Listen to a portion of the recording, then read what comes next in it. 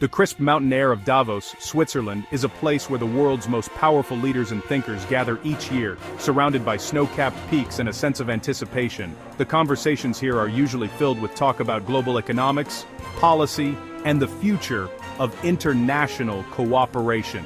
It's a setting where big ideas are exchanged, and the fate of nations can sometimes shift with a single announcement. But on January 21st, 2026, former U.S. President Donald Trump threw a dramatic geopolitical curveball into the World Economic Forum, catching many by surprise. He announced a major development concerning the Arctic, a framework for a future deal involving Greenland. Following a private, high-level meeting with NATO Secretary-General Mark Rutte, the news sent shockwaves through the conference halls. The announcement was both bold and unexpected, instantly dominating headlines, and reviving a topic from Trump's earlier presidency, when the idea of acquiring Greenland first made global waves. This time, Trump linked the Greenland deal to scrapping threatened tariffs on European goods, signaling a high-stakes negotiation that tied Arctic security to transatlantic economic stability. The stakes were higher than ever, with both economic and military implications. Details were scarce, leaving journalists and diplomats scrambling for clarity, piecing together what this framework might actually mean for the region and for global alliances. Trump framed the agreement as a foundational step for American and global security, emphasizing that this was not just a proposal, but a strategic move with far-reaching consequences. The meeting with Rutte lent official legitimacy to the announcement, but the full implications, political, economic, and environmental, remained unclear, fueling speculation and debate. The timing at Davos ensured maximum global impact, overshadowing other forum topics and forcing world leaders to react in real time, as the world's attention shifted to the Arctic. The world watched closely, as Denmark, Greenland's sovereign, and other key players prepared their responses, weighing the potential risks and opportunities of such a deal.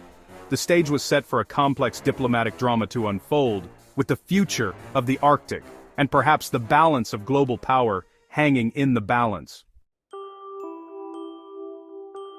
To truly grasp the gravity of Trump's announcement, we need to look beyond the headlines and understand the unique importance of Greenland in today's world. Greenland is not just a remote, icy landmass, it's a place of growing global interest, with a history and status that make it central to international politics. It's the world's largest island, an autonomous territory within the Kingdom of Denmark. While Greenland governs its own domestic affairs, foreign policy and defense remain firmly under Danish control. That means any deal involving Greenland's land or resources can't happen without Denmark's explicit approval, making negotiations complex and highly sensitive. Greenland's strategic value is immense. It hosts Thule Air Base, a critical U.S. military installation that provides early warning radar and missile defense capabilities, vital for North American security. As Arctic ice melts due to climate change, new shipping lanes are opening up, and untapped resources are becoming accessible. This is drawing intense interest from global powers like Russia and China, eager to expand their influence in the region. Greenland is believed to hold vast reserves of oil, gas, and rare earth minerals, resources that are vital for modern technology, from smartphones to electric vehicles, and are currently dominated by China's supply chains. Direct U.S. influence over these resources could reduce American dependence on rivals, strengthen supply chains, and boost both economic and technological security for the future. The island's unique combination of military, economic, and geographic significance makes it a true 21st-century geopolitical prize, coveted by the world's most powerful nations. For Trump, securing Greenland fits perfectly with his America First philosophy, strengthening U.S. security, independence, and global standing in a rapidly changing world. This is the complex and high-stakes context behind his renewed pursuit of a deal for Greenland, a move that could reshape the balance of power in the Arctic and beyond. Denmark's response was swift and unequivocal, leaving no room for ambiguity or misinterpretation. Prime Minister Mette Frederiksen addressed the nation and the world, firmly stating that Denmark's sovereignty over Greenland is absolute and non-negotiable. She emphasized that while Denmark values its alliances and welcomes defense cooperation with partners, the idea of ceding or selling any part of its territory is simply not up for discussion. Frederiksen's message was resolute. Denmark would not entertain any notion of relinquishing control, regardless of external pressure or proposals. She clarified that the subject of sovereignty was never even broached in the Trump-Rutte meeting.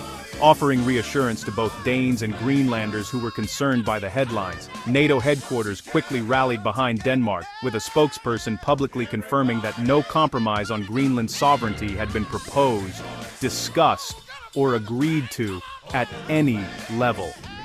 This united front from both Copenhagen and Brussels sent a powerful signal, effectively isolating Trump's ambitions from any official alliance business, and making it clear that such matters would not be entertained. The message was unmistakable. While Arctic security cooperation remains open for discussion, the question of sovereignty is a firm red line that cannot be crossed.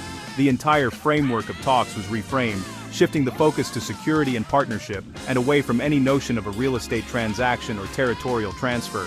Denmark and NATO worked in close coordination to shut the door firmly on any possibility of transferring sovereignty, reinforcing their shared commitment to international law and mutual respect. The alliance demonstrated remarkable solidarity, refusing to legitimize or even entertain unilateral demands from even its most influential or powerful member states.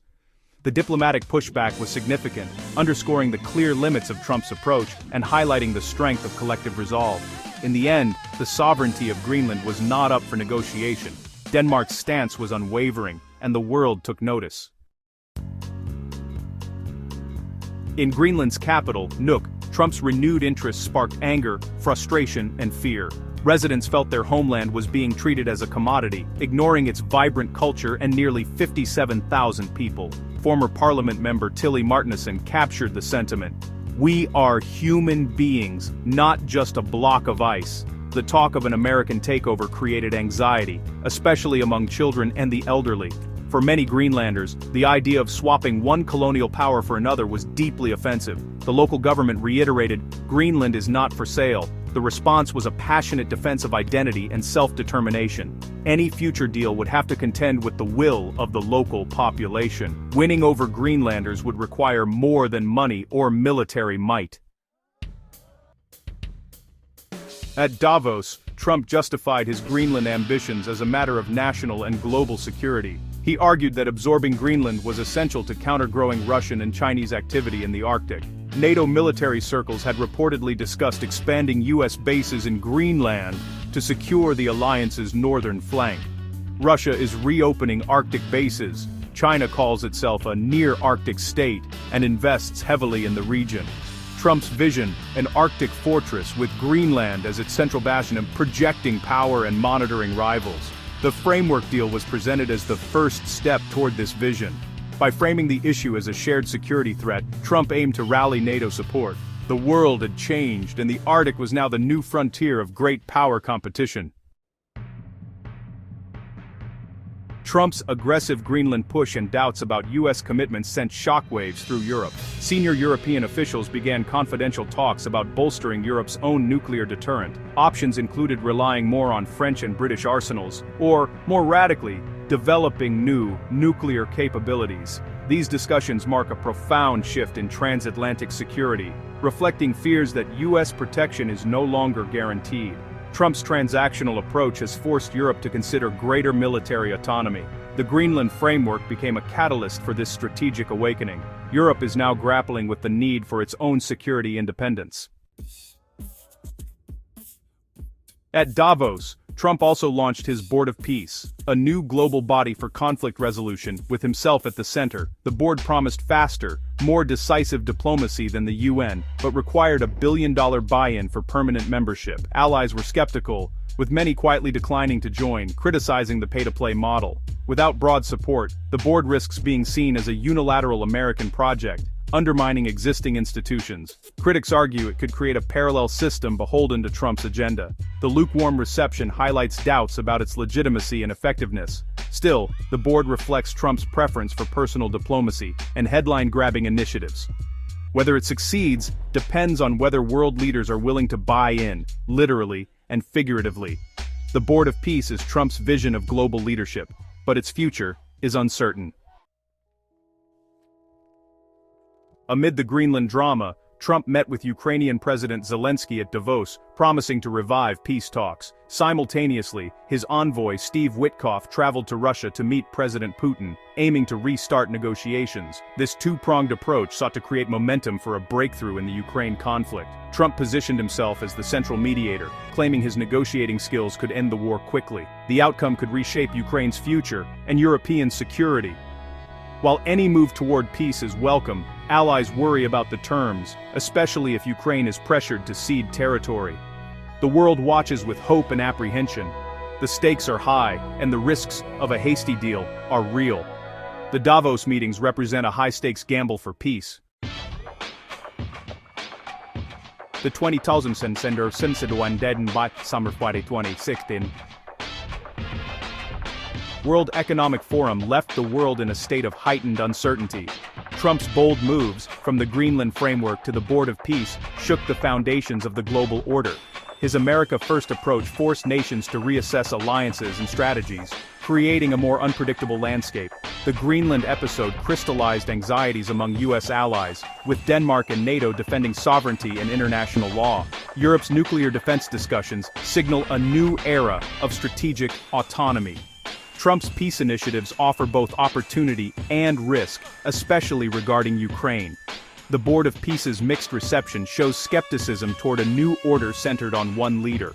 The Davos summit may be remembered as a turning point, exposing deep global tensions. The world now faces fundamental questions about alliances, security, and the rules of international conduct. The aftershocks of Davos will ripple for years, as leaders and citizens navigate a world where old certainties have faded.